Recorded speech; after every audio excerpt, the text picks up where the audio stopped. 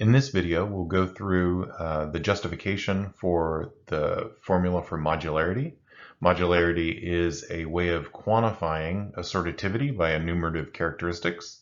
So remember, assortativity is this notion of how well mixed the network is. And when we talk about enumerative characteristics, this means that we're talking about essentially types of nodes. So nodes that fit within a certain number of classes, different types of classes. And so what we're really asking the question, and this is what modularity quantifies, is how often do we find nodes of the same type at either end of an edge? So how often do the edges represent connectivity that's implied by how similar essentially these nodes belonging to the same class, or if it's dissimilar, if it's not assortative, it's disassortative, then that means that you would always find different types of nodes at the ends of an edge. So modularity, one way of quantifying this is to evaluate essentially what the network is like. So that's this first term. Essentially, we're going to be quantifying the fraction of edges that do connect nodes of the same type. And then what we're going to do is compare that to a random baseline. And so we're going to essentially calculate what the fraction of edges that connect nodes of the same type would be if the edges were placed randomly. And so the question is, are these edges placed systematically different than randomly so that they yield assortativity or disassortativity? And so random will essentially be the zero baseline. So we're going to tackle these terms one at a time. So we first take a look at what the network actually is. Then we can essentially say that we can write this down in math as we're going to first quantify the number of edges, that's in the brackets, and then we're going to divide by 1 over 2m, and that will give us the fraction of the edges. And so all we're going to do is we're going to sum over the edges, where edges are between index nodes I and j, and we're going to test to see whether or not they're of the same class. And so this variable ci represents the class of node I, and this is the class of node j. And so you can imagine that these either could be indices or they could be strings, but essentially the classes represent the different types. And so if what the Kronecker delta does is that it says if these two things are the same, then this term takes on the value 1, otherwise it's 0. And so all we're doing here in this sum is just summing up over all of the edges, and we're going to include them in the sum if they connect nodes of the same type, which is exactly what we wanted to do. Now we're going to do one more step so that we can express this not in a sum over edges, but a sum over the nodes. And the way we do that is we do this double sum, which effectively sums over all of the edges. And we use the adjacency matrix to essentially mask whether or not we have an edge there. And so if there is an edge, then Aij will be 1. We're going to be talking about unweighted graphs and undirected graphs. So Aij is 1 if there is an edge, and if there's no edge, then Aij is 0, and so that term is just completely out of this sum. So remember, if we don't have this Kronecker delta term, this last term here, and we just sum over I and j of Aij, we just get 2m. So this would return essentially 1. And what we're doing to make it less than 1 is we're including this delta term, this Kronecker delta, just like we did here. So this double sum over the nodes using the adjacency matrix as a mask is a tool that we're going to use all the time in order to transfer something that would be a sum over the edges to something that becomes a sum over the nodes. So this quantifies exactly what we want to know, essentially the fraction of edges that connect nodes of the same type. Now we can take a look at the second term where we compare to a random baseline. And so the important thing that's done here is that we actually preserve the degree of the nodes. And so this is important because it wouldn't be equitable to compare just any assignment of edges to nodes in the graph.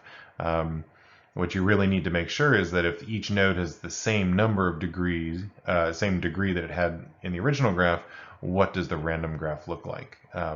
So for example, you could imagine a graph that has all of the high degree nodes as a particular type, one of the types. And so then wouldn't be fair to reassign nodes in the random graph to have a different, all those high degree nodes would have different classes. That wouldn't be a good comparison. So we are interested in keeping the degrees of the nodes the same, but then essentially randomize who they're connected to. And if this sounds familiar, it should. This is exactly what's being done when we use the configuration model. And so this figure, which is what we're going to use to justify our formula, really comes from the same justification that we had in the configuration model. So again, we have 1 over 2m to make it essentially a fraction of edges. And here, what we're going to do is we are going to then evaluate if nodes are of the same type. So if I and j are at the end of an edge and they're of the same type, then we have to understand what is the probability of having an edge between any two nodes I and j. And so the probability, so assuming that I and j have the same type, so this delta is equal to 1, then we're interested in the probability that I and j are indeed connected. And so that is given by just all these different ways in which we can connect node I to node j. And so there are ki chances that I can connect to j, and each of these degree elements could connect to any of the kj options that we have on j. So it's just the multiplication of ki kj that gives you all the different possible ways that you could connect I and j. And we're going to take that out of the total number of edges here. And so this is, you can really think about this as the probability that I and j are connected. And then what we're going to do is we're going to sum over all of the nodes. So that's essentially what we're doing here, all the connections here. And that tells us if we have a probability, so this probability is assigned for each edge, and we sum up over all of the edges, then this tells us the expected number of edges that will have nodes of the same type on each end. So again, this is the probability that that edge exists between I and j, and so it's going to be somewhere between 0 and 1. And so we're going to sum that up over all the edges of the graph, and that's going to give us the expected number. Just in the same way that if you have coin flips, each coin flip, if it's 50%, if it's a 50-50 coin, then you're going to flip that over and over again before you actually, so if each one has 50% chance, you flip it 10 times, you're expected that you're going to get 5 heads and 5 tails. And so that really is the same idea as summing up the probability 0.5 10 times, and that's what gives you a 5 as the expected number of heads or tails. All right, so this quantifies the second term, and now we're going to put these two things together. So when we combine them, we've architected this in such a way that we can combine these terms in the middle. This delta term is in common, as is this initial sum bit, and so all that's left is we get this from the first term and we get this from the second term. And so if we can redefine this element, this ij element, we can actually define it as the element of another matrix, which we can call B, and we'll call this the modularity matrix.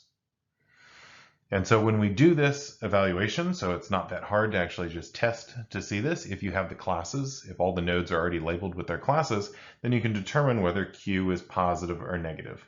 And so if Q is positive, then that means edges exist more between nodes of the same type than you would expect at random. And if Q is less than 0, then there's fewer than you would expect at random. And then if they were exactly the same as what you would expect at random, then you get Q is equal to 0. One of the challenges of modularity is that even though Q is bounded by 1, a given network typically cannot reach Q is equal to 1, even if all of the nodes are connected, essentially if all of the edges connect nodes of the same type. So we can actually evaluate that. So we can evaluate what the maximum Q can be for a given network by essentially letting, if there is an edge between I and j, so if aij is 1, then we go ahead and let Ci and Cj, just kind of as a thought experiment. Let these be the same. And so that means that essentially we're just going to be summing up 1 over all the nodes of the graph. And so that gives me this element, which is essentially 2m over 2m. And then what's left is this piece that includes the ki, kj term. And so you can see that this is going to be something that's less than 1. And that's because of essentially the degree assignments to each of the different nodes. So even in the best case, you can't get 1. And so it doesn't really make sense to report q by itself. Oftentimes we'll report the normalized q, which is q over q max.